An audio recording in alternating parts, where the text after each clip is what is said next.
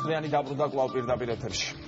ვირტუალურ სივრცეში ქართული მსოფლიოს 5 ულამაზეს დამწერლობას შორის დასახელდა მხედრულმა ხუთეულში მესამე ადგილი დაიკავა. ხუთეული მატადორ ნეტვორკმა გამოაქვეყნა სტატიაში მესამე ადგილოსთან საკუთარი განმარტებაც თან ახლდა მხედრულ სტატიის ავტორმა მოხდენილი და არაბულის მსგავსი უწოდა.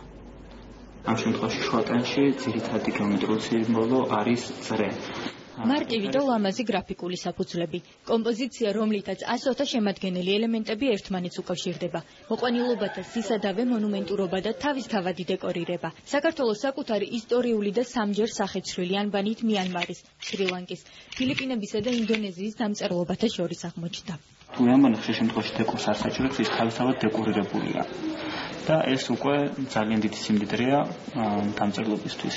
ვირტუალურ სივრცეში დაწერილი სტატიის ავტორი ბირმანული ანბანის, სიმრგვალისა და ცეილონური დამწერლობის ფონემათა მრავალფეროვნების შემდეგ ხაზ მხედრული დამწერლობის მოხდენილობას უსვამს. სწორედ ამიტომ მოხვდა მსოფლიოს 5 ყველაზე ლამაზ ანბანთა შორის მესამე ადგილზე თანამედროვე ქართული ანბანი. ძალიან სასიამოვნოა, რომ ჩვენი დამწერლობა თავისი ხიბლით მესამე ადგილზე გავიდა. მაგრამ ქართული დამწერლობა ეს დამოუკიდებელი დამწერლობა და მათგან სრულიად განსხვავებული.